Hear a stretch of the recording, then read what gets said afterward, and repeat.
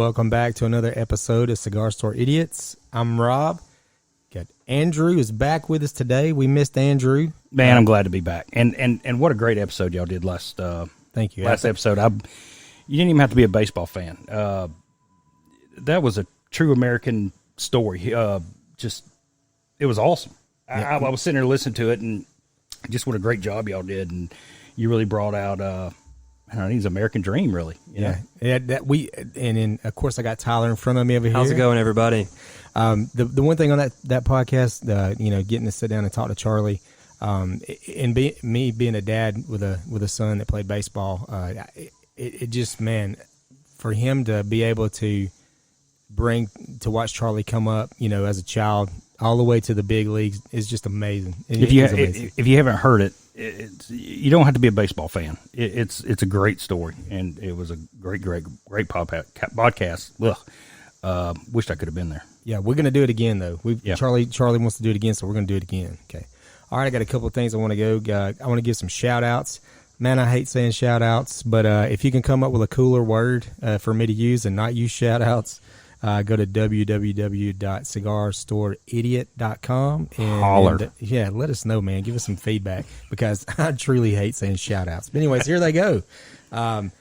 A couple of podcasts, a couple of people that I lean on and ask questions and trying to get this podcast rolling. And when I say lean on, I mean bug the piss out of them and ask them questions they probably want to never answer the phone again.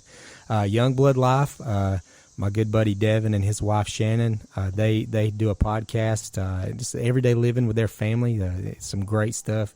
If you get time, check those guys out. And Mysterious Brews with the coach and Arlo, some of the best murder mystery, unsolved mystery stories that you can listen to. It's a really good time. And those guys crack open some cold suds and give you a little rundown and what the better beers are out there. So go check out Youngblood Life and Mysterious Brews.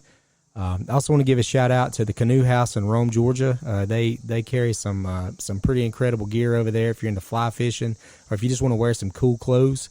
They carry Howler Brothers, which is absolutely one of my favorites. We love Howler Brothers. They make the best hats, by the way. They have the greatest hats by far, hands down. So, and some pretty cool swim trunks. So check out Howler Brothers. Also, Rome Axe Throwing, good spot to go to take your significant other if you guys are on speaking terms. Throw some axes. If you're not at each other, if you're not getting along, I don't advise you taking your significant other to throw axes because that shit can go bad on you real quick. Yeah, we discussed that earlier though. And I said I wouldn't go because I've seen the bounce off the walls. But tell us the difference. Yeah, the guy told us, and we actually asked him about that too. And he said that some places will use metal handles on their axes. And those metal handles actually will cause those axes to bounce back. And when I say bounce back, they come back for your head. We've all seen those videos. So I don't want to be a part of that. And you don't have to worry about that there. So go check those guys out at Rome Axe Throwing. A good group of folks over there. And look forward to going over there and having some more good times. We also have a spot on if you take a look on our podcast, there's a sponsorship area. We do take donations. We like the kind that jingles, but we rather have the kind that folds. If you ever seen Coming to America. So anyway, Mr. Randall Watson. But we take those donations, and as you know, we're kind of road warriors with this podcast, and the setup we got, we're able to be mobile. We can go places, and what we want to do is go to places. Find some really cool people with some really great stories, which is such as today, which leads us to our special guest, Bryan Blaylock. We're actually here on top of a mountain, Bryan's home. Beautiful overlook out here. Beautiful overlook of a mountain. Beautiful scenery. It's amazing out here. So and it's early, so that was part of my stumble with words this morning. Oh, no, you're good, man. I want to thank you for allowing us to come to your home. And, thank you for having me. And I'm basically turning this thing. We're going to ask a couple of questions, and we're all along for the ride. So excited about this. We're going to take a little trip with Bryan. So, Bryan, welcome to the show. Thank you, man. It's nice being here with you guys. Thanks for the hospitality, man. It's been great. Anytime. It's beautiful man. up here. Anytime. Beautiful. Good. So what we kind of wanted to get into with you, you and I had discussed maybe about a year ago. You had been going through some things, and I want to talk to you if you could elaborate a little bit.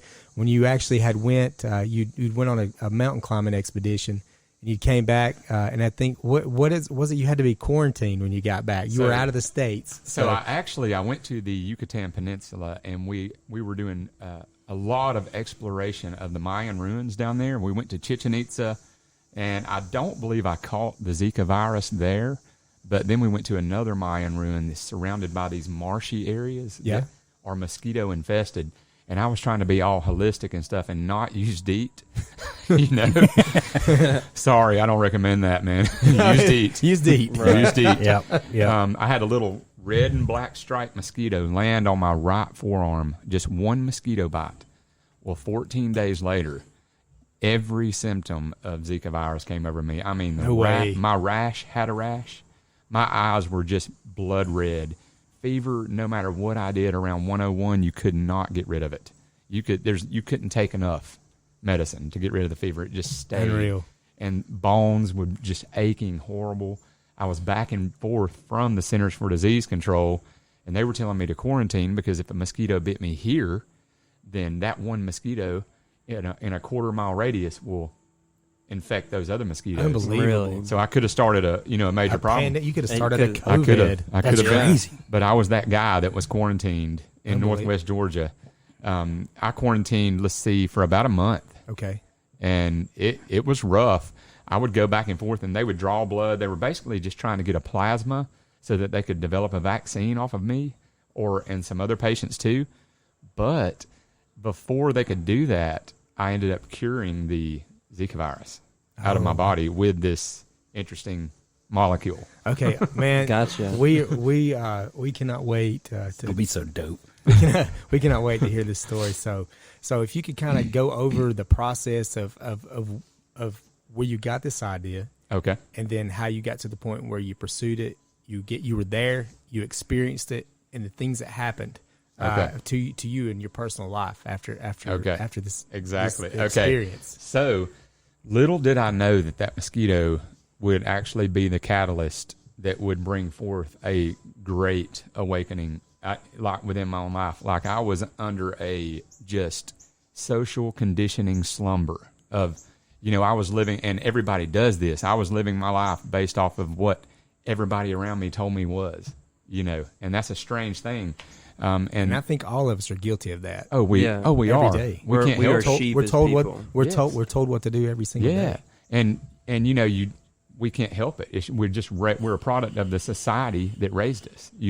So I think the idea of this through a shamanic standpoint, it breaks down those models and it shows you exactly what is, and then it just gets really deep. But on my end, it's also used for medical, for healing.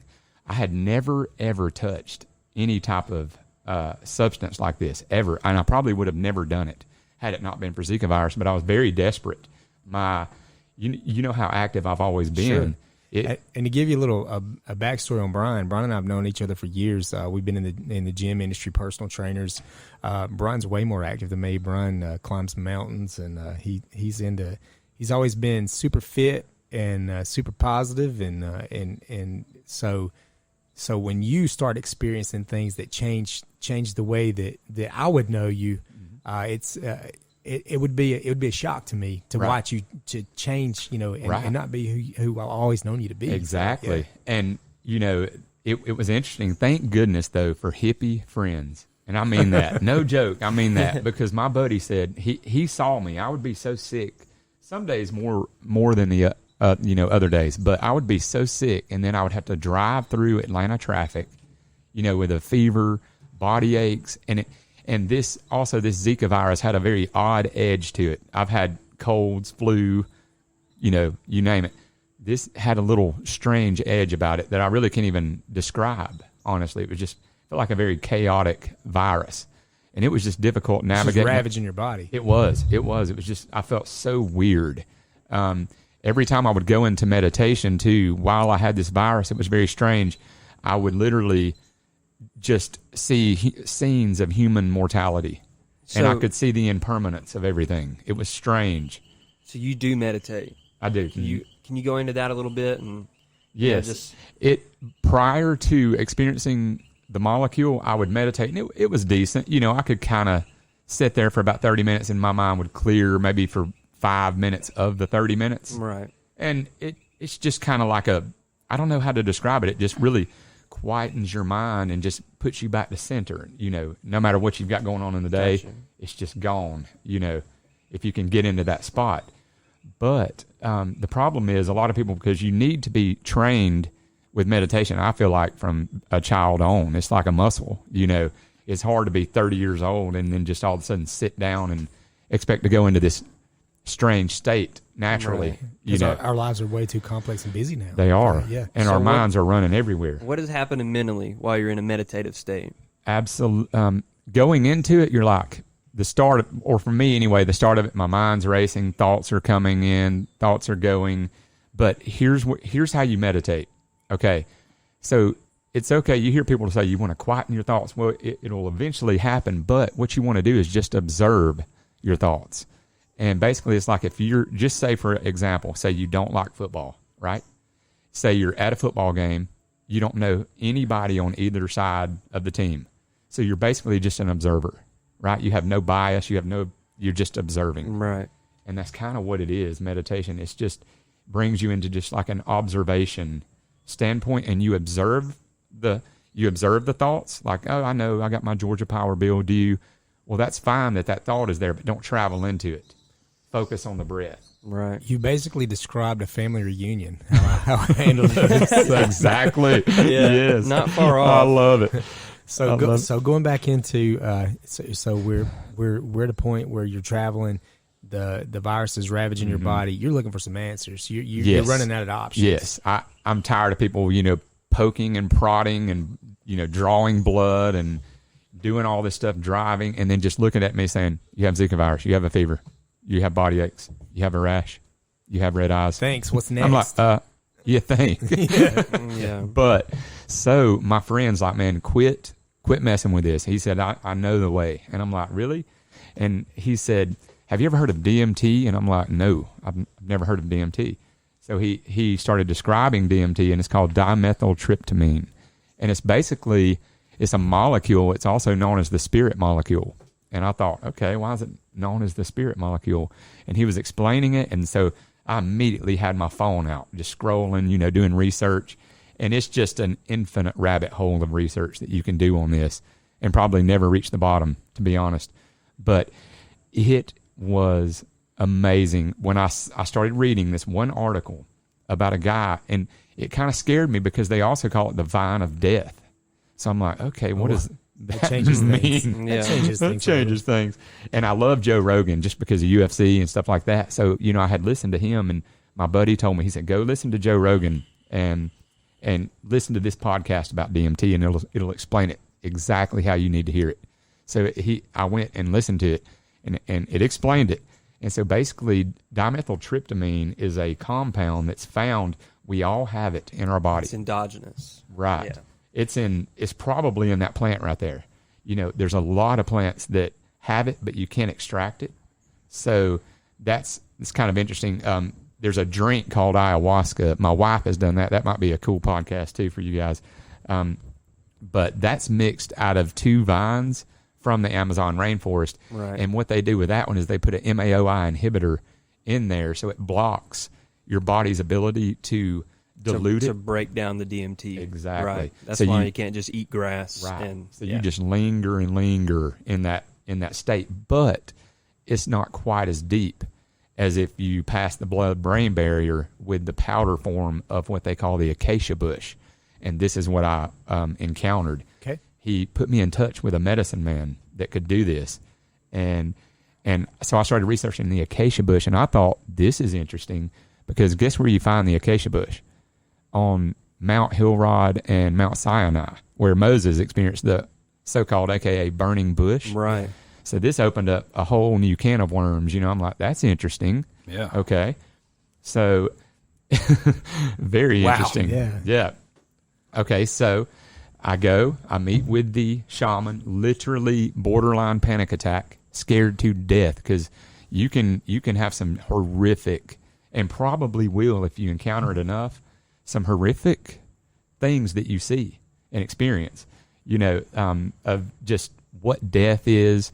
I think we've got a wrong just aspect of it. I don't think we really know, and this touches on it every time. You can't take this and not kind of touch on that a little bit. You know, it's believed that when you die, your body is a giant dump of DMT, and people talk about when you die, you have like a flash of memories. Right. I believe it. Like reliving your life. I believe it.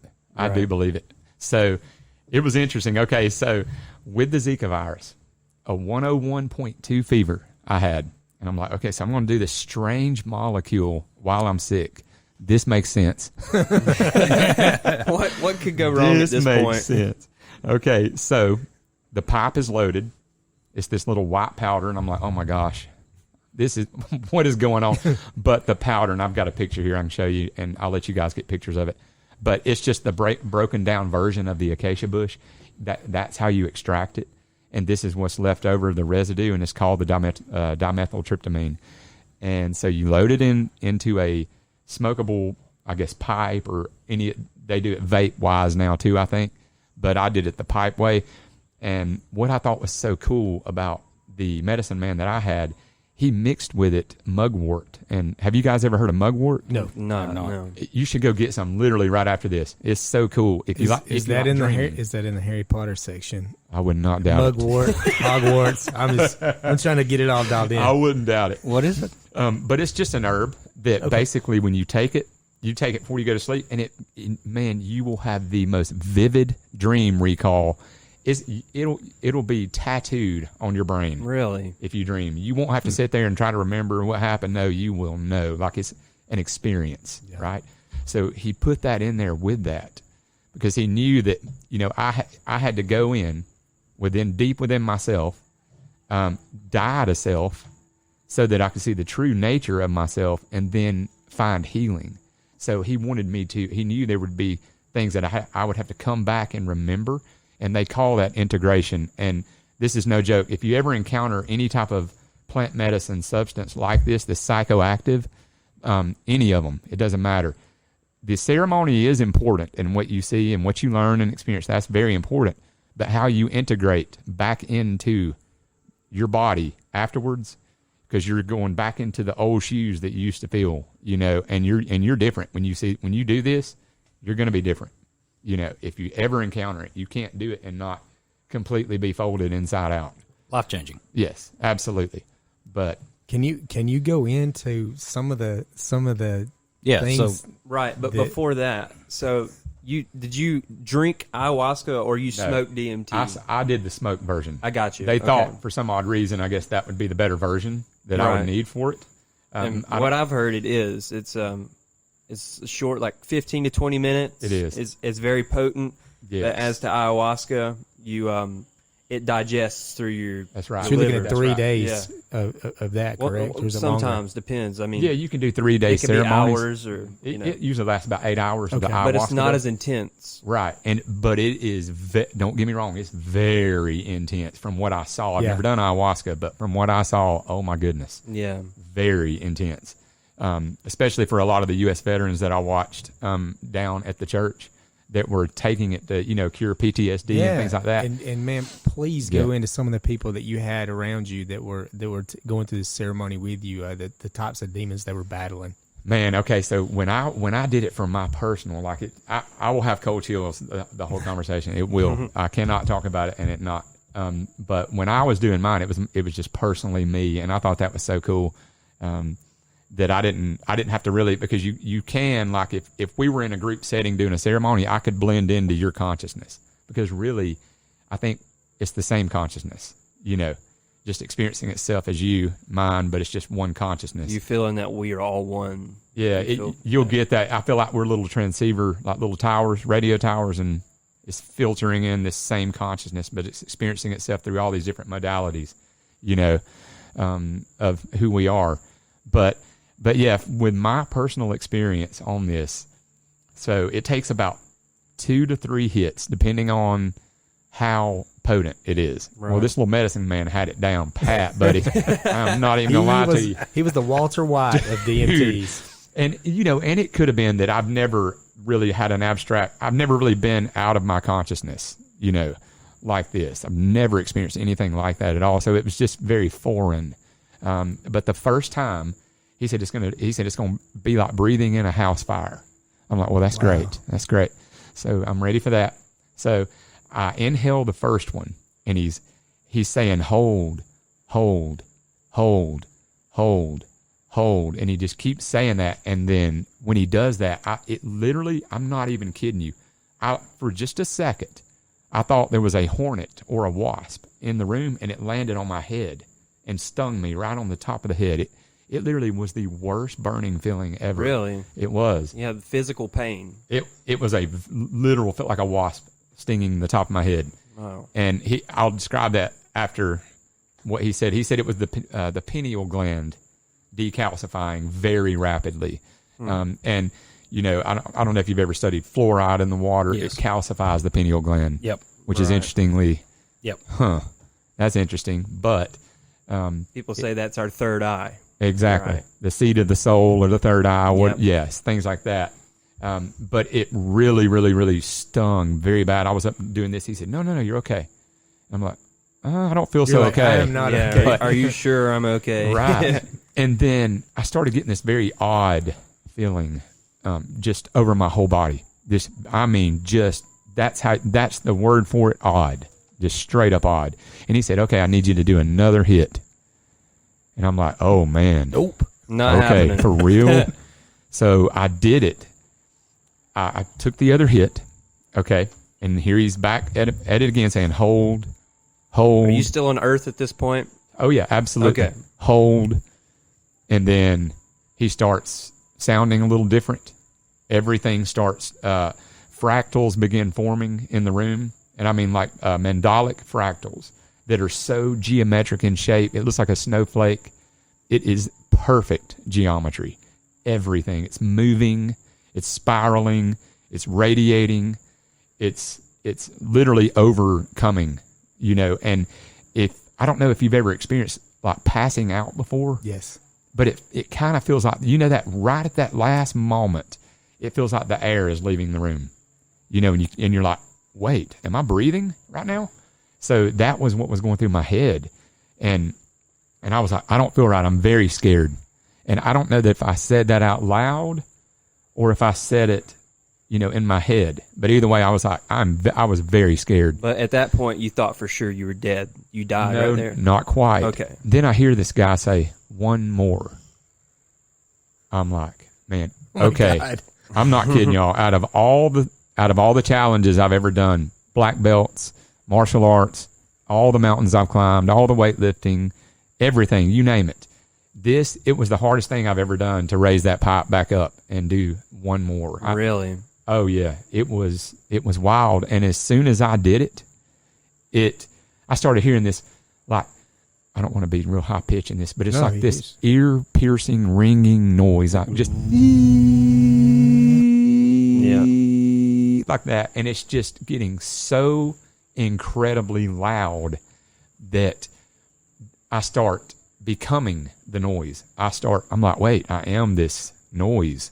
It was strange. You were that frequency. Yes, I was like that. were you resonating with that frequency? Oh, like absolutely. You could feel it? I was literally. That's really weird. And maybe it was me that I was hearing. Right. Maybe it was my physical Bryan that I was hearing. I'm not sure. Were you still scared at this point, or were you at peace with it? No, I was horrified. And got you. How could you not be horrified at this point? Well, I mean, Yeah. Yeah. I understand though what you were saying, and the fear that I'm about to tell you about is the worst fear I've ever had in my life, ever. By a long shot. It lasted about probably 30 seconds. That's it. But I started hearing this fluttering noise, as though you were to get a book. It sounded just like right. like Floating that, in the just like- pages. and it was what it was. As that noise was happening, I could see the sunrise, sunset, sunrise, sunset, sunrise, sunset, and it just kept going.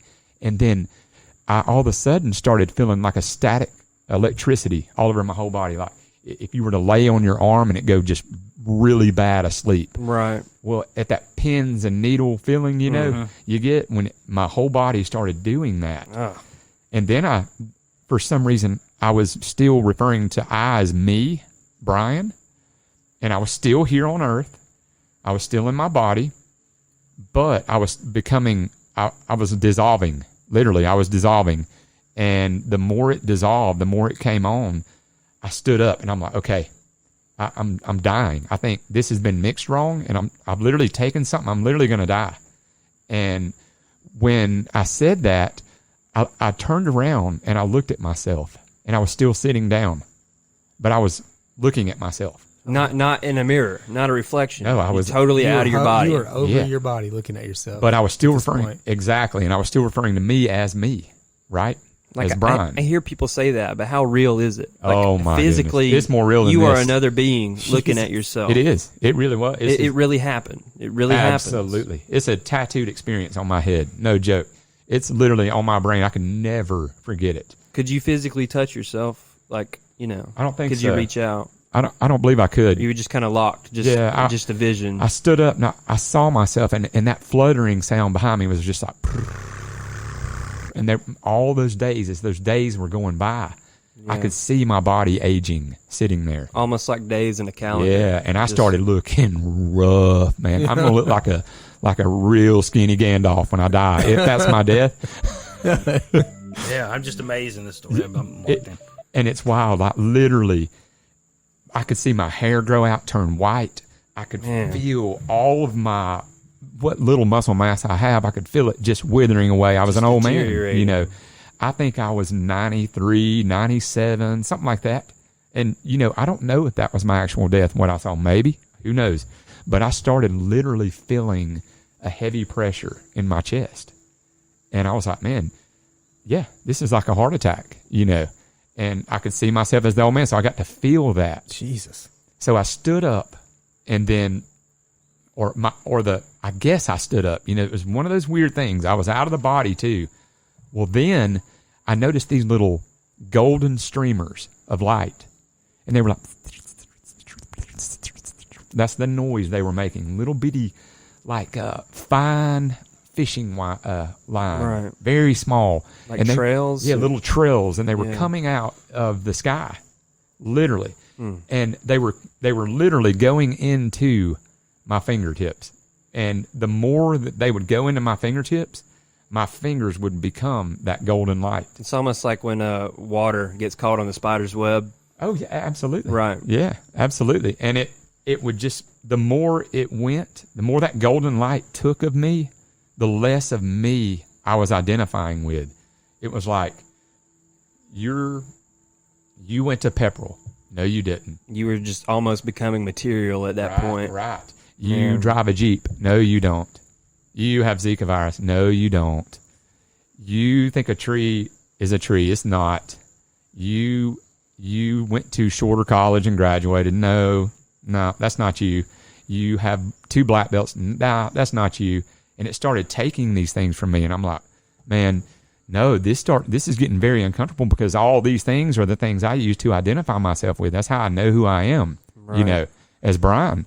So this is where the falling away goes, okay? And I feel like this is the important thing that really I wished every human could experience, because I feel like you die before you die, so that you can realize it's really not real, death. I know this sounds crazy. I'm following. And it gets very deep, and I hope I can explain it good enough.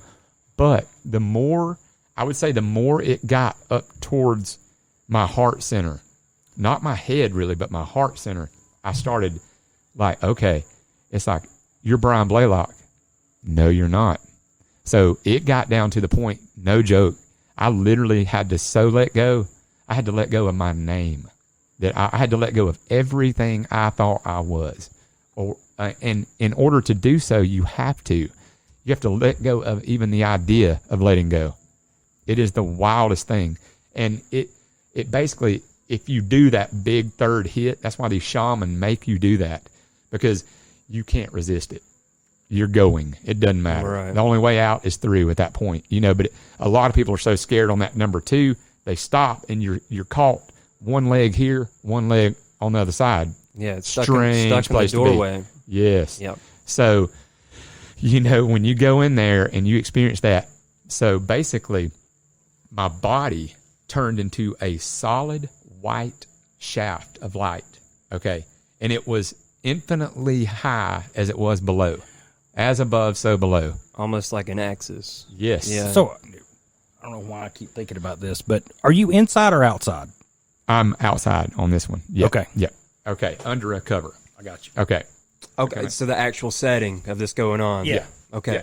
But and that was an interesting thing because there was a roof over my head, but there was no roof. If I looked up, I could see the entire universe. No joke. I mean, Really? literally the entire universe. Because people talk about they become one with the earth. They're one Yes. with everything. Oh, But absolutely. that would make total sense if you were literally an axis of the earth. Absolutely.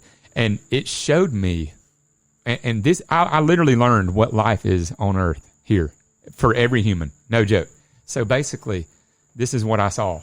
And then it addresses, then I meet two deities, and I'm healed of Zika. That gets interesting too. But at first, I was this shaft of light, okay? Picture like, have you ever seen the gemstone selenite? It's white, but kind of clear, and you can shine a light through it. I have personally, not, Okay. Yeah. I see But- it though. But it makes We'll have to look it sense. up. We'll get a picture of it. But basically, it reminded me of that. It was white light, and I was still me, kind of. I was a little bit Bryan, but I was really, really forgetting him, and everything I knew here on earth. I was really forgetting about it. But it turned me in. I bet I was moving at speeds of light. It had to be my consciousness. Well, I would come upon these layers, and I was in my mind thinking, okay, what is life on earth? What is it to be a human? What are we doing? And the light would start crunching down into these almost like particles, and it would slow down. The light would slow its vibration down and start becoming particles of matter. Well, when this would happen, I would feel very separate from the whole again, and I didn't like the feeling at all because I felt one when I was just the solid white light. It just felt one with everything. I knew everything there was to know about everything that ever has been and will be. It was a very just peaceful place. But when I encountered these layers that seemed to slow the vibration down and clump together and things would form, I was like, wait, that's what life is on earth. That's how we grow and expand our consciousness and our soul. Right. Overcoming obstacles. Overcoming obstacles. Everything, Yeah. we have to feel separate to do that. You kind of have to feel separate from the whole. You can't be like a baby and just, a baby doesn't have a dictionary in its brain. It just is. It is everything. I could imagine that's probably what a newborn feels like. One with everything. Right. That's why they're so fascinated with everything. Were you experiencing everything for the first time over again? Almost as if you were reborn? Here's what I saw. When I went, it felt like a literal it felt like my consciousness was moving through a literal sandpaper sandwich, and it was very difficult. I mean, the more it clumped together, it was so difficult. And I thought, man, you know what? That is what life on earth is right there. And then I also thought, and then after that, I came close. I came to my death of that life. Now, I'm not saying there's multiple lives. I don't know, but I felt that. Maybe it was just one. But then that layer of matter gave me something to kick off of and expand and excel back into that all-knowing white light again. I know this sounds crazy, okay? So do you think the white light that you're describing is do you and I'm kind of correlating it with actual people that have quote unquote died, Yeah. and then came back and said I saw the white light. I'm pretty sure that's it. I don't know what else it would be, and I think it's everyone. Right. Everyone has it. And that kind of goes back to what Tyler was saying earlier when they say you dump, it's a massive dump of DMTs when you actually are passing away. Right. So and interestingly enough, I did smell this in the room when my grandmother passed away. wow. And it was afterwards. Really? I did. I sure did. And I would have never known it. It smells like mothballs. Oh wow. Yeah. Really? No joke. So you smelt that? While I smelled dimethyltryptamine. And I said, I literally thought to myself, I was like, and I couldn't talk about this in the room, this strange conversation. But I was like, that's a familiar smell. Right. And then literally 5 seconds later, she breathes her last breath. Done. Wow. And she'd been in a coma 20 days. Goodness. So, that's stuff you can't say around quote unquote normal people. Exactly. No, you can't say, no. You just had to go with it. But Yeah. that I had smelled that, that same smell. It's very interesting. But yeah, okay, so the back to the white light, and after it clumped together, I felt like I was able to kick off of it. And I was like, wait, okay, so if I'm in a truck that's on ice and it's spinning its tires, it's never going to go anywhere. It's just going to always sit there and spin. What's the point in it? So what do you have to do? You have to throw grit, traction, a little bit of suffering up under those tires, and it'll propel forward. So I was like, okay, that is what life is here on earth. And I was seeing that. Well, then the shaft of light that was white started becoming more golden, translucent. Okay, and this is no lie, y'all. You know, through my 20s, I grew up in church, but I was never very religious. I always was like, and no offense to anyone, but I was always just like, really? Yeah. Surely? I mean, it's got to be more to it than this. But it's a beautiful story, you know. And I had read the whole Bible cover to cover twice. You know, I knew about it and loved the story and was a fan of the Christ, but I just didn't, I don't know, I just couldn't resonate with people's view of it. Like, who's to say there's not more? Yeah, I just felt like there was always something missing. There was always a greater depth to it. Large I really components did. Left out to control people. Right. Exactly. And so the reason I guess I'm mentioning this now is because that golden translucent light that started flowing everywhere, and I mean, and if this, I don't know if this makes sense, but like there were all colors. The gold was green, the gold was red, the gold was purple, the gold was gold. It was white, clear. It was so almost like these colors were metallic. They had a certain reflection to them. Exactly, but they were gold. I don't know how I knew they were gold, but it was just gold. Right. And I was the light too. I was it. And there were trees, but they were translucent. You could see through the trees. I could see through the trees, and I was them. I know this sounds crazy. I was one with everything. One with everything, right. Well, and then two figures come up, right? Mm-hmm. So I'm a Southern Baptist Christian my whole life. I've never studied Buddhism at all. I mean, at all. I see the little Buddha statue over it, and, you know, I've meditated before and stuff like that, but I see the little Buddha statue at TJ Maxx, stuff like that, you know, and I've always seen that. Well, I literally encounter two entities. They walk up to me, and the first one was no doubt. I didn't look at him and think, oh, there's Jesus or Yeshua or whatever all the names are. I was like, no, that is the Christ. I knew it. There was no denying it whatsoever. But behind him and over to the left was Siddhartha Gautama, who was supposedly the first person to ever reach enlightenment. The Buddha over in India prior to Christ. He was there. Literally had the classic little cliche hat he wears on all the statues, you know, that you see of it. Very interesting. And the body I could really see the Christ in the foreground because he was in the front. So I could see his body better. It wasn't like what has been painted. So this is how I knew it was not some sort of neural pathway that I was tapping into, because to me, if I'm going to have some weird drug experience and see Jesus, well, he's probably going to look like me if I take my hair down, the white Jesus you see in all the churches around here, because that's what everyone's made him out to be. Yeah, because that's what the society around me, that's how I grew up seeing him. Right. So guess what? Jesus is not a white man. He's the marketable. No, I know you know. Yeah. He's the marketable Jesus. Yeah. And, you know, so if that would have been just a neural pathway from a drug experience, well, then he should have looked like that, in my opinion. Right. But no. It was much different than that. It was translucent. There was more detail going on just on his body than there is in all the detail you could see right here, right now. No joke. Just in a little square inch.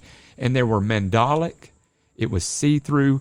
It was layers upon layers upon layers of energy, golden-like energy that was just resonating.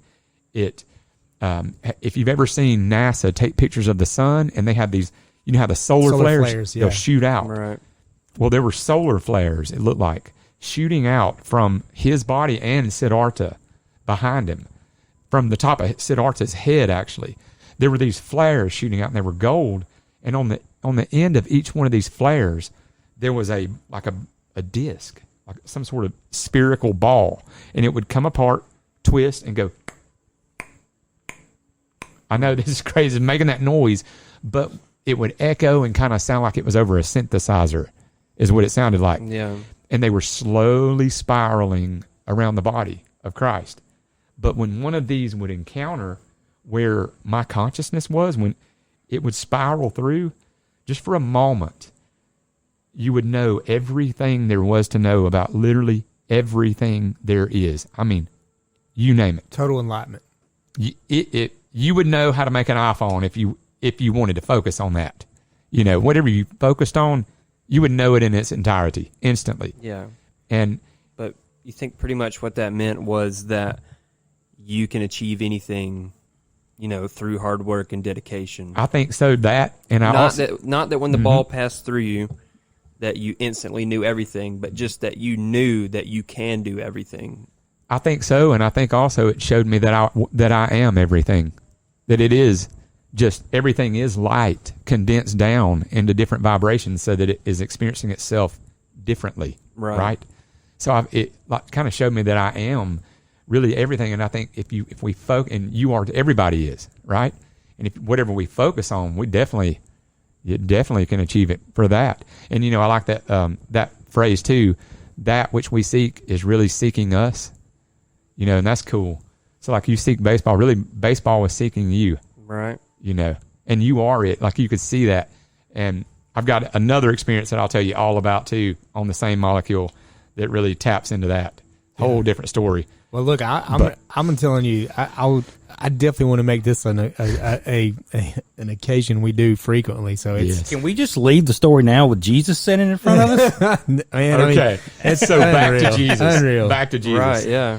Okay, so the Christ had on his solar plexus, and you can't make this up, man, on his solar plexus, I'm like, what? I'm thinking in my mind, what is this thing? It's like this glowing, round, gorgeous light. I mean, beautiful. And it was literally Earth. Like, it literally chills me. It was Earth here in his solar plexus.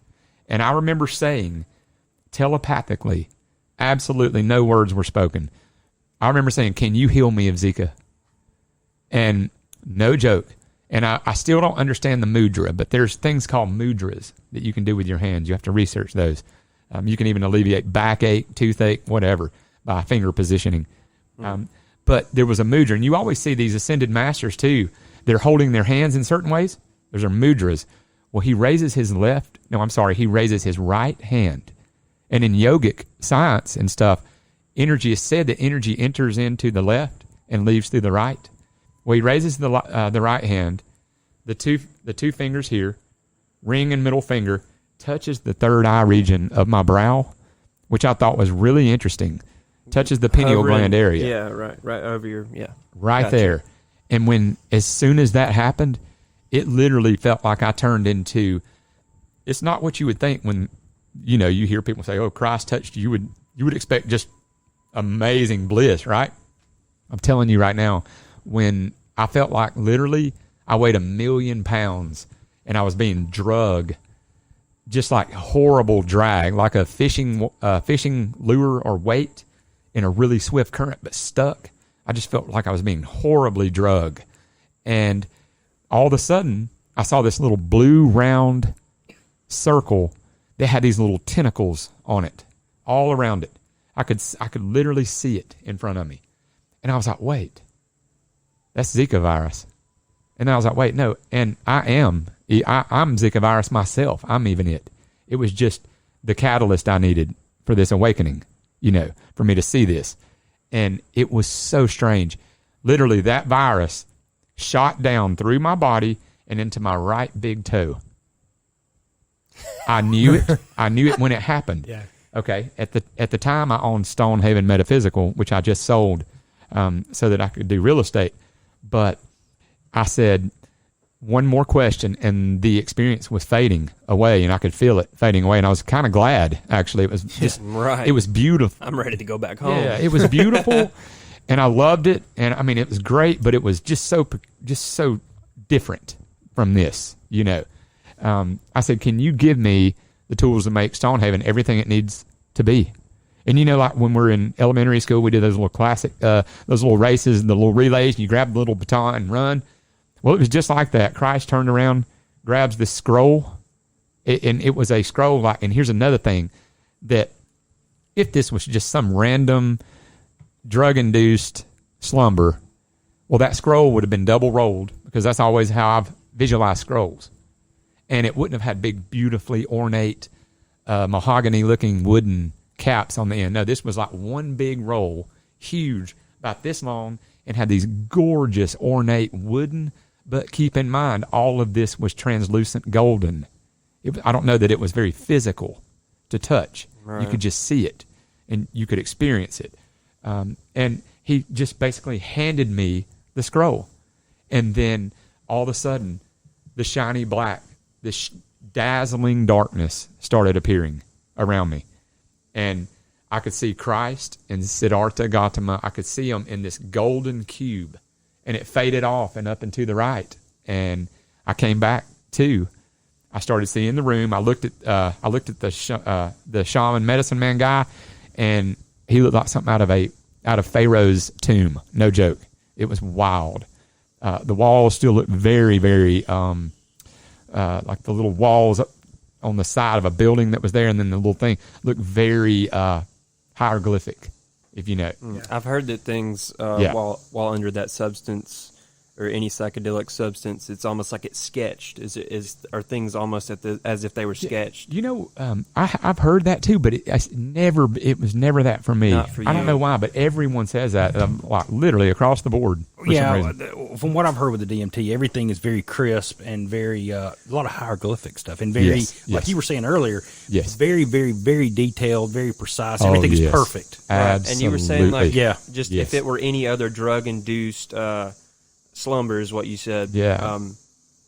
There's something special there. There's something that you've definitely never seen before. Exactly. Like this, basically, it let me know, it gave it total validation, because I was outside of my body, but I was still kind of referring to me, and the things I was seeing, it took my religious view.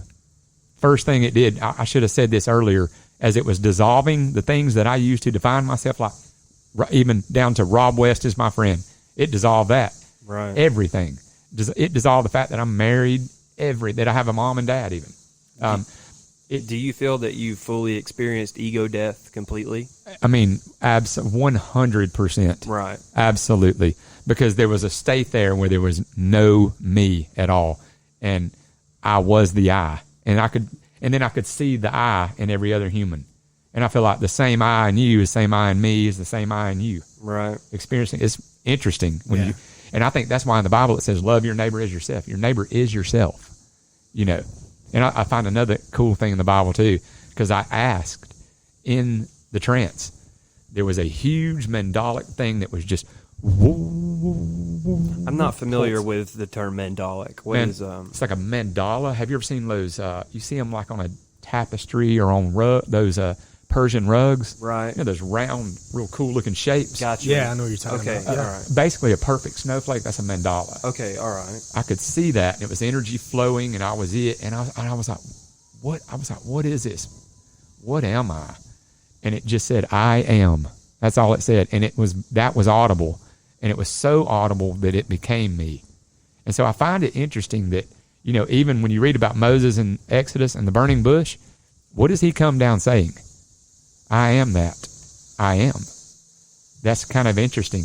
I just think they left the comma out. I'm that. I'm that. I'm that. He understood, I think, that everything's the same thing condensed down to different vibrations. It's in quantum physics, when you jump into that, it just pegs it right on the head. Yeah. It states that everything is the same, vibrating differently. That's, man, I don't even know what to say. Now, here's Tom with the weather. Yeah.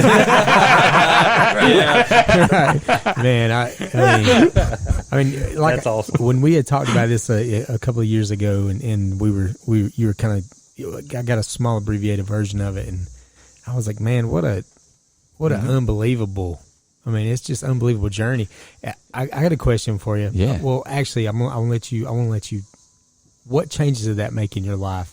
As far as what immediate and long term for the rest of your life Everything. changes that it make?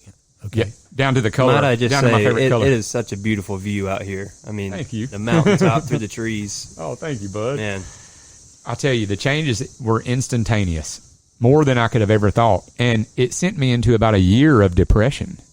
And if you ever read the Gospel of Thomas, which is conveniently left out of the Bible, I think it talks about this. Thomas says that once you see, you will become marveled, but you will be equally disturbed because it's so much different than what you have been brought up to think it is. So it's disturbing, but it's so much better than what we've been told too. Mm-hmm. There's nothing to fear about it at all. What is here, what is after, nothing to fear. There's really not. But, I just feel like definitely read the Gospel of Thomas if you get a chance after researching this molecule I'm down with that. right here. Yeah. Okay. The first part of it's interesting. Okay, where was I going with that? Oh yeah. Okay. So as this vision faded off, okay, I told you the cube. Mm-hmm. Well, my mom said, she said, what I thought? I was reading in Revelation the other day, and she said, I thought something was very fascinating, and it reminded me of the cube you told me about that you saw fading off, and it's talking about the dimensions of heaven, or a 1,000 by 1,000 cube. So it's just it's interesting. It is. Very interesting. It is. Yeah. How these things, I don't know, they correlate. Yeah. And even I find interesting too, manna of the Bible. Okay. As if you know what manna is, okay, it's very controversial, but I have pictures I want to show you. If you want to go pick psilocybin mushrooms, they're illegal. I do not recommend it. I'm just saying if you wanted to. right. If you follow that description of how Moses told the Israelites to pick the manna, you'll be just fine. You'll be just fine. Do that. It's word for word the same in the Bible. It is. And if you remember the staff, the snake, the separating of the Red Sea, okay? If we remember that, they had eaten of the manna, okay? I feel like, this is what I felt like, because I had already read the Bible, and I feel like these are the changes that it made, what we were talking about, instant. I was seeing through all the parables of it. How I'd interpreted it wrong is what I thought. But I was seeing... Not necessarily wrong, just the way you were taught. Yeah, the way I was taught. It wasn't wrong. It was just... Yeah, I think life's a spiral, and we keep coming to deeper truths of the same thing. But, I saw it, and it's just so incredible. I saw the parting of the Red Sea as, okay, so we know we all have, the Pharisees, they're a rough group people, okay? We all have that part of ourselves. Every one of us do. We all have it. We all also have that inner promised land. We do. That inner sanctuary, that stillness, Right. You have that. And then, I don't know if you've ever heard of Kundalini. Have you ever heard of Kundalini? I have not. Okay. The term's familiar. Okay. Do you ever see, Moses, the staff, the snake? Okay. Well, the staff represents the spine, 33 vertebrae in the spine, which... Is it a type of yoga? It's a type of yoga they do. It's like a meditative thing. And when you do this, when you do any type of DMT, I think, I did anyway, you experience what it feels like. The reason they use a snake is because it literally does. It feels like the heat that's going up your spine back and forth. It feels like a snake. I mean, it's just kind of like slithering up. When it reaches here, you die to yourself. I truly think that's what the 7 seals in the Bible are talking about too. The 4 beasts. You have to overcome the 4 beasts of your ego. When you get to your heart center, I feel like your heart becomes eclipsed by all you know, and then all that what is. And then you die to yourself, and then you see universal consciousness, and you see the deeper truths of everything. I hope that's not too... No, dude. No, I'm trying my best to follow, and I I know no matter what, you'll never be able to fully explain to us. I know. Because we've never been there. And, but... And even if we had been there, we still wouldn't fully understand. We'd probably see it differently. Right. Yeah, you would see it through your own truth. And also, is it true that the Kundalini... you're able to get the same effects as DMT. You're able to. Yeah. It's almost said to say you get the same effects as smoking or taking ayahuasca. I have a breathing technique that I can do. It's called holotropic breathing. Like if we did this right now, you could have a natural DMT trip. Seriously. Really? You could do it right now. Yes. No joke. It's called holotropic breathing. I knew we should have recorded this with video. Yeah. I'm telling How does that work? Because you have to have something to block that. Yeah, go into that a Oh, little no. bit. Holotropic breathing, I was very shocked.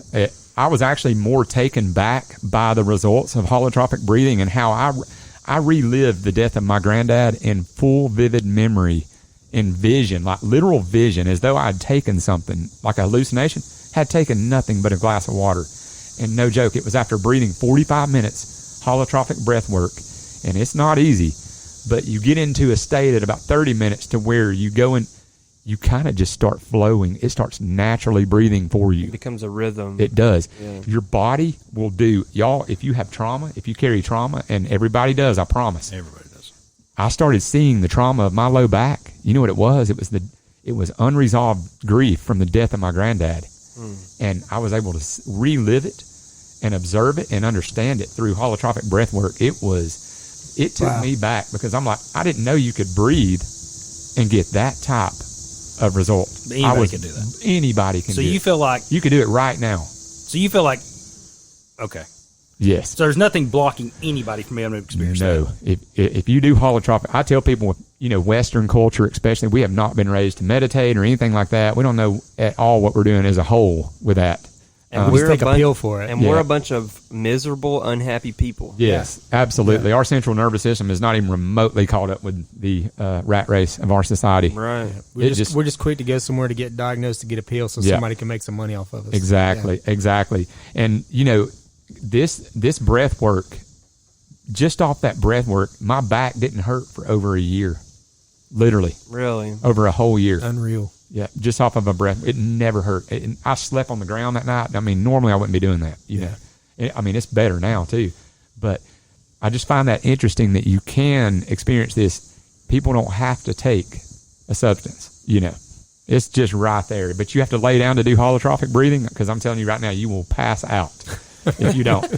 And there's a layer of it, guys, that like when I was doing it, this is interesting too. I got so hot. I mean, I broke out in a sweat that was awful. We were in Florida doing this. My arms had drawn up so much from the breathing. Your body does this. And if you see ancient photos of yogis, their face will literally look puckered. They'll be like, because that's what they're doing. It's like a drawing effect, and it's eliminating trauma out of your body. But my hands were so drawn up, I couldn't even unbutton my shirt. I had to get my wife to literally unbutton it. Wow. So you have to lay down to do it, to have the experience, and who's to say what you would experience? You will experience whatever trauma. If you're carrying a trauma, it may come to the surface. And there were people just busting out in tears. And then there were people just dying laughing. It was so cool. Yeah. And what is it that causes you to draw up? Is it, lack of water and being hot? Or I really do lack not of know the oxygen, science maybe? behind it. I'd like to know. I'm going to research that. But the shaman says that it's trauma. He walks by and he says, "Boy, you have lots of trauma." Yeah. Right. Like, you're not kidding me. Oh, my God. I know I've got also, a calf cramp, too. and also during the ayahuasca, they'll some shamans will give you tobacco juice. And you drink it, and it makes you throw up. It's supposed to purge you of your entities. And you can do a hape ceremony if you get stuck. Right. The reason I have this out here is because... And what is that we have here? This is called Ambil Sacred Snuff, okay? All right. Don't do it. No. I mean, it's totally legal. You know, you can buy this online. But the shaman... I just didn't want to throw up on my equipment. You might throw it from a BB size of this. Oh, no joke. wow. I threw it for like 3 hours from just a little BB size of this. Dude, that's rough. This is like... if you ever been trout fishing, this is very similar to power bait, but it's all black.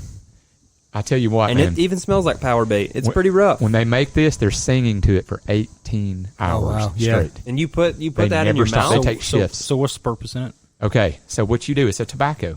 All right, dude. That is what you do. Wow. When I put this, the purpose in this is if you're in ceremony and you're stuck, and man, I'm telling you, you can get stuck, and you don't want to be stuck, you want to be stuck. You want to get in there and learn your lesson. Do you mean like mental loop? Like there was one person. You just a constant call random memory. thought Right. going. There was a guy there, and he said he got stuck for 8 hours Cow. inside of his IED experience, that explosion experience in That's the Afghanistan. scary He was part, stuck. man. He said he relived it for 8 straight hours, could not get out of it. But they could give you this, or if you're too bad off, they have a powder form they blow in your nose. Yeah, I've seen that too. And it helps. This tobacco merges with the ayahuasca or the DMT, and it helps pull you out of that loop and get you back to baseline. That was a great explanation on that. Yeah. It's just that's like pretty spot stink on. bait, power bait. Yeah, it's cool. You have to be careful with it. But like if you did it now, like not on ceremony, it is okay for ground. This is what I call grounding at its maximum. Okay, if you put a little BB size amount of that in your lip, your gum, you can't swallow. You gotta tilt your head forward the whole time. You hold it about 3 minutes. Are you salivating the whole time? I don't know. I think the feeling of my body I don't think I was paying attention if I was or not, but here's how it feels. You start feeling a vibration, almost like a vertigo, even in your hands, and it gets to the center of your body, and it's just like a very fast vibration. Well, then it's interesting because you start feeling, and it can freak people out for the first minute or so. You can feel your angle on the North American continent, and you can feel the abyss of space. It's very grounding. Yeah.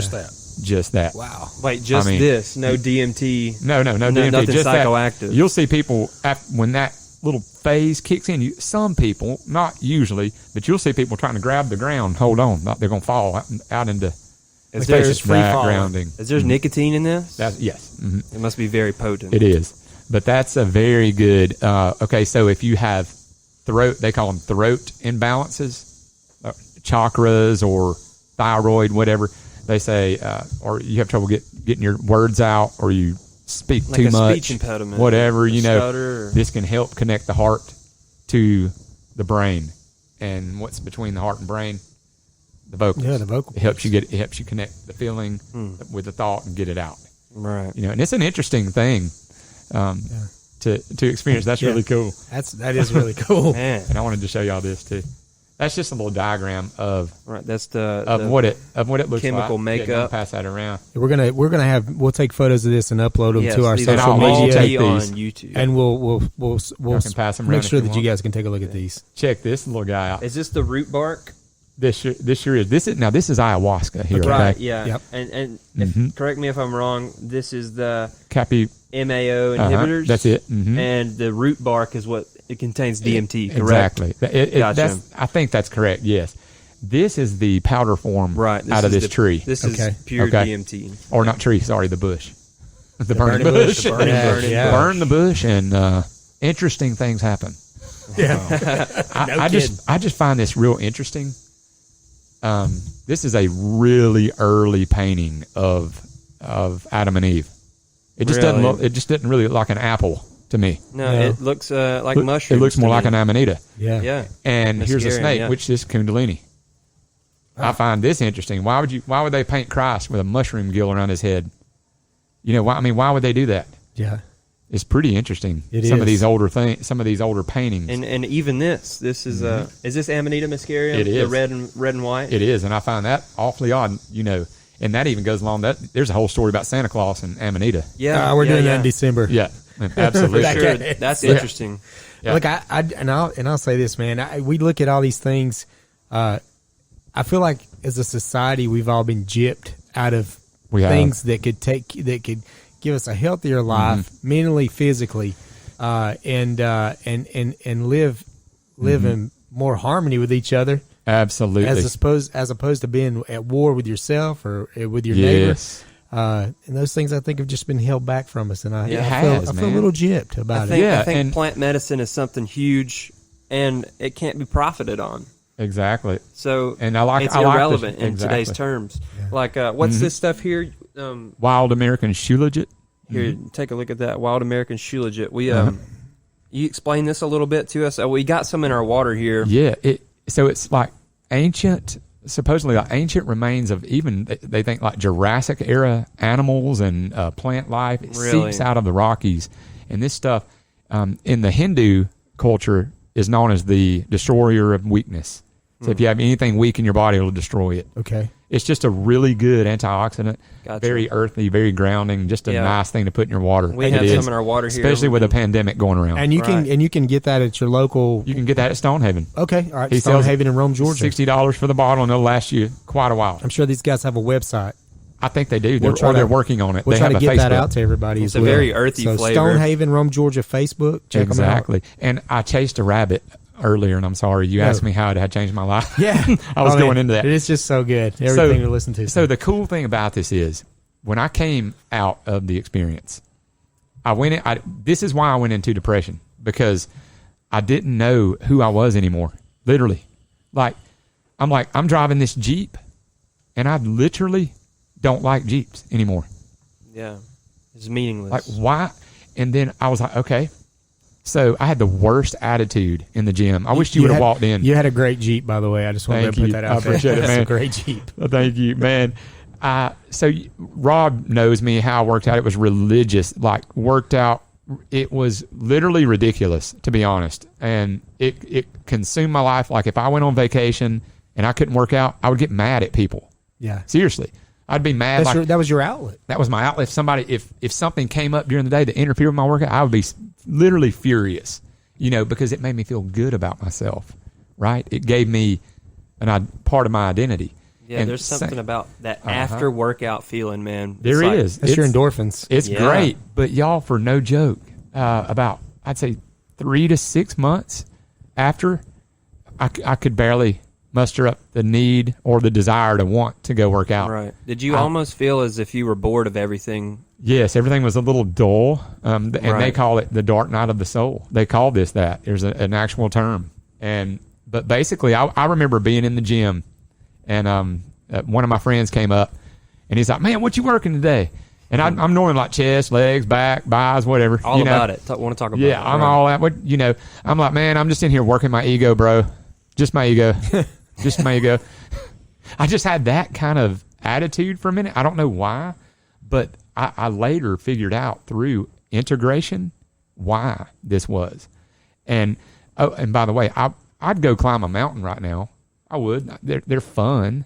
Yeah. But I think if a storm hit or if it got really dangerous, I'm pretty sure I'm going to turn around now. Yeah. And I now wouldn't before have. you wouldn't have. No, I mean, you've got some. I would have fought through something. I'm telling you. The whole mountain could have turned around. I wouldn't have. We definitely want to come back and get into some of those, because you've got some stories where you probably shouldn't even be here talking to us right now. So it's wild, man. And even with martial arts, I quit doing martial arts, and I quit chasing the belt ranks, and I just kind of turned it into yoga and Tai Chi just for my health, But I started realizing as I integrated that, wait, okay, that Jeep, as cliche as this sounds, that Jeep gave me some kind of self-worth about myself. It made me feel better about myself. That's how we are with a lot of things. I looked cool. I had the muscles. I could press this. I had 2 black belts. These were cool titles, and it just made me feel good about myself, Without those, I think I would have felt worthless. Yeah. No joke. Yeah. And now, I think what it did is it killed the need. No one's worthless. We don't need any of that to identify ourselves. Everyone is just the walking I am, is what I feel like. Do you feel at the end of the day we're all just material? Yeah, I mean, I think it's just like a material.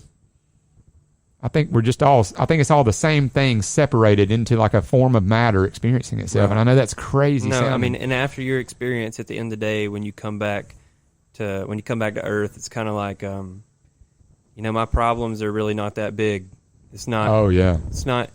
And your problems are your growth. Actually, that back injury was a great thing. It taught me how to let go of things that I really didn't want to let go of sometimes, like working out, climbing and stuff like that. And then what I find interesting is that finally I get, I kill the ego self, I guess is what you would call it. But you don't want to live without your ego. You just got to you need it.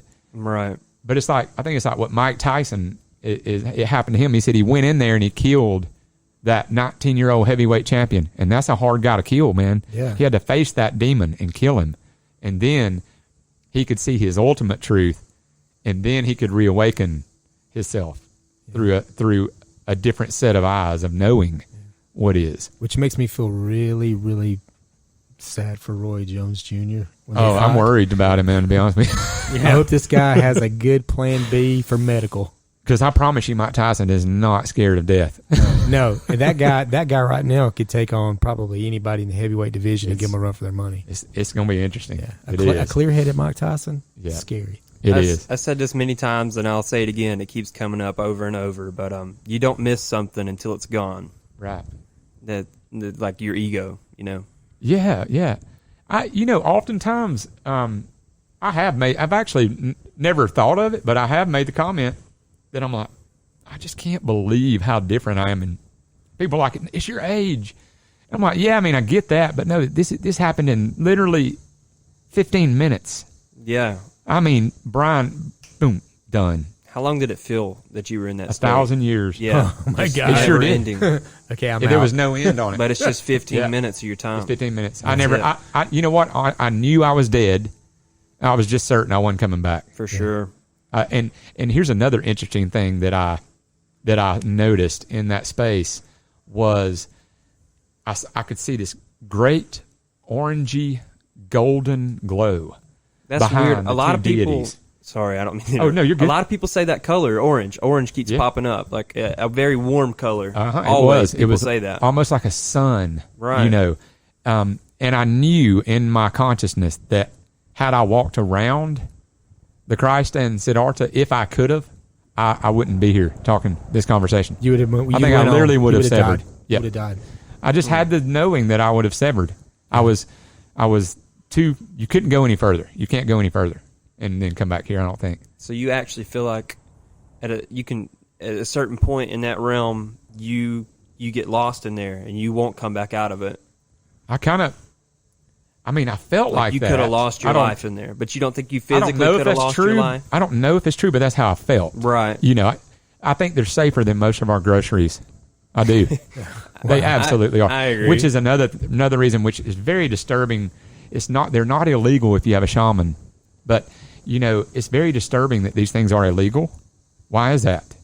They show us who we are as humans. Yeah. Yeah. If you eat one of these, you're not going to go do anything harmful to your fellow Yeah. human. You're not going to do. You're not falling in line anymore. There's no way. That's the problem. You're not falling in line with No, society. and you see through a lot of things that you don't really like. Yeah. You know, I mean, And a lot of people claim that's why fluoride is put in our body. You have an enhanced there you bullshit go. filter. You're right.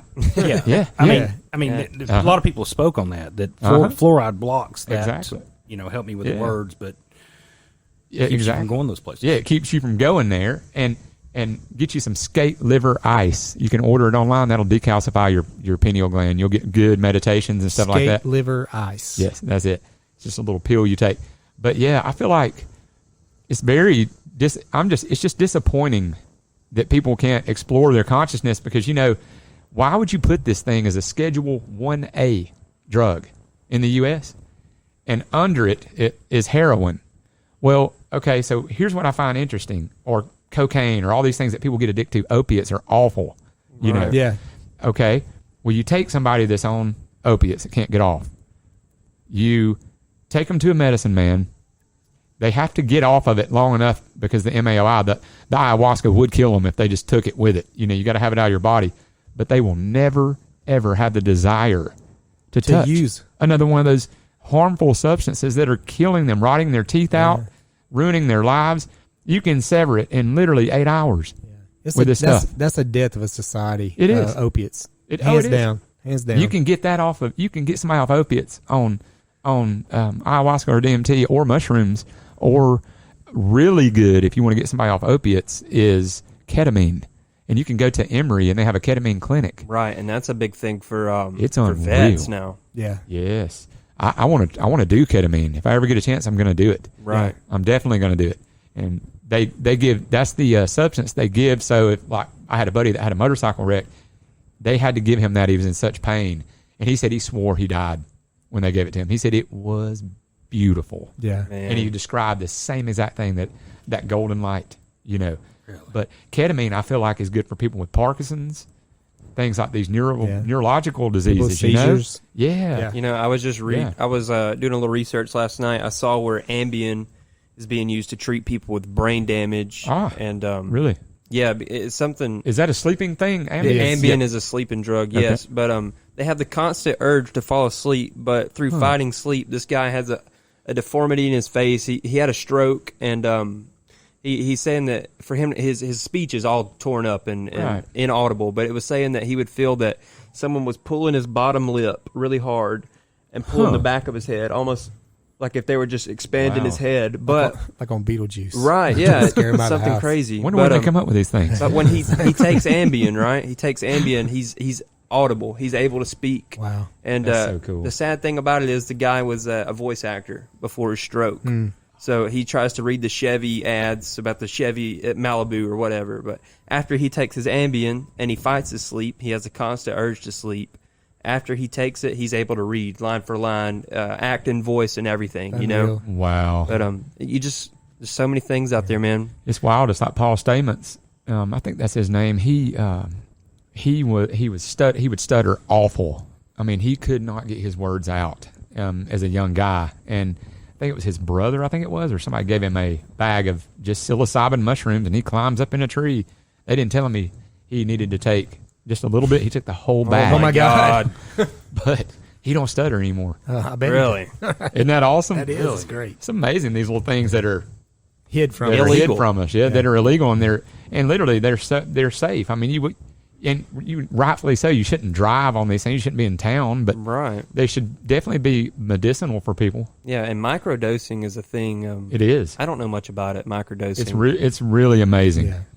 Microdosing. I have It's not enough to make you totally check out, but it's like this room's a little cooler. Yeah, you know? exactly. Yeah. There's a way you can microdose too. I'm not sure where you can buy it. You might still be able to buy it at Stonehaven. I'm not sure, but it's an Amanita muscaria tincture that it's been extracted. It's not psychoactive or anything, but it's a microdose. And when you do it, you're very, very alert. I mean, nothing gets by you for about 12 hours. Wow.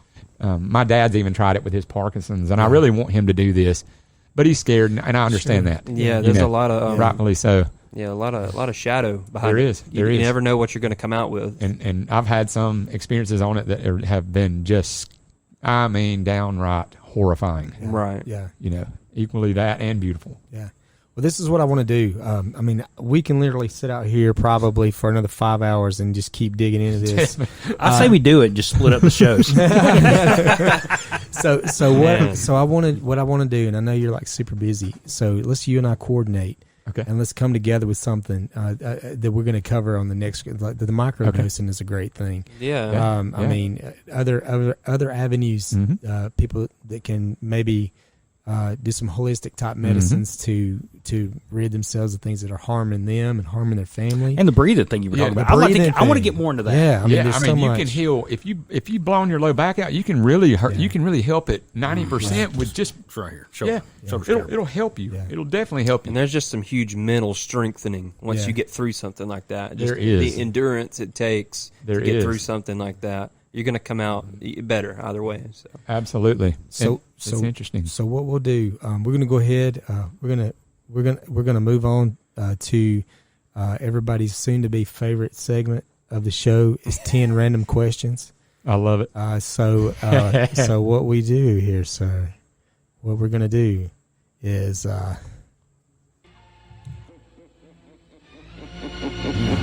10 random questions, Bryan Blaylock. We're going to give you 10 random questions. My goodness. You got to answer these 10 random questions with a yes or no, or you can actually answer it with a no comment. But we do need an answer from you. Okay. You only get one no comment. Yeah, one No, no just comment. kidding, just kidding. No, yes, you're your mulligan. You get one no comment. All right. Man. Bryan Blaylock, are you ready for 10 random questions? Yes. Is that one of them? No. 11 random 9 more. questions. Turkey, bacon, or pork? Turkey. Okay. All right. Have you ever trusted a fart and it was immediately a bad idea? Oh, absolutely. All right, okay. Kanye for president? No. No. I don't know him. If you had to drink a beer with Bill Murray, Bruce Lee, or Ted Bundy, who would it be? Bill Murray. Okay. Is the Red Power Ranger boner worthy? No. What are you talking about? For the record, the red Power Ranger is a man. He's a dude. Okay. No, good call, Brian. Yeah. COVID, is it real?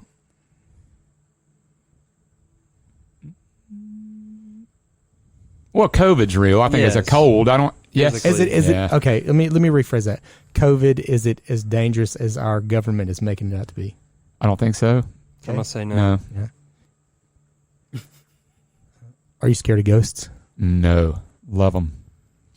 Can you take the Lindale out of a Lindalian? You cannot. No matter. DMT can't even do it. Just check it. Dang it. That's what I was hoping for. Who would you rather, Courtney Cox, Courtney Love, or Courtney Kardashian? Wait, Courtney Cox. Who's this? Friends. Friends. Friends. Okay. Courtney Love. Kurt Cobain. Kurt Cobain's wife, Courtney Love. Courtney Love. Okay. Courtney Love. All right. Brian goes Gothic. up missing. And last but not least, if you're on one of your wildest trips, would you ever try to steal one of Mike Tyson's tigers? I think I would. You would? Yeah, I love experience. Just a chance. That could go south real quick. So. But I could always add it to my bucket list that I got knocked out by Tyson. yeah. Or Yeah. Yeah. And I would come over here and help bathe and dress you for the rest of your life. That's a great conversation starter. Yeah, no doubt. Mike Tyson knocked me out. Sir, you remember when Brian used to have use of all his faculties? now he's a little strange. And he didn't have But to eat out he of has a tiger in the bathroom. He has so an it's awesome good. tiger. Yes. And he's got a signed glove from a left hook of Tyson. Yeah. Man, thank you so much. Thank you, This guys. is so much fun. I was looking forward to Yes. this. I Me too. knew when we got out here, and it was going to be way greater than my expectations. So thank you so much for Thank your you, hospitality. guys. Thank you for your time. Yes. And I look forward to doing this again too. really Yeah. soon. Very so thank you soon. so Let's do much, it. man. I beg you to have us back. Oh, Yeah, I mean, I'm hey, begging. Let's do the holotrophic stuff. We can even do it. Okay, all right. That's what I want to do. We'll it. Yeah. video that, Okay. and then we'll For we'll sure. load that. Yeah, That would be awesome. I just wanted to say that I didn't shout out to Chief Chiba.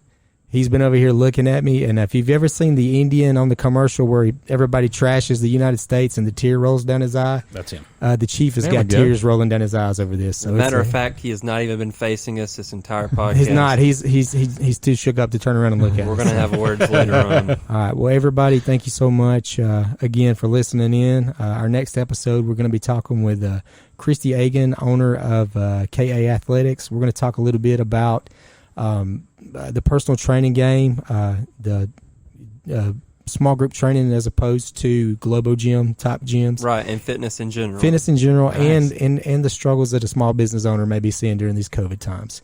That's going to do it for me, Andrew. Thank you.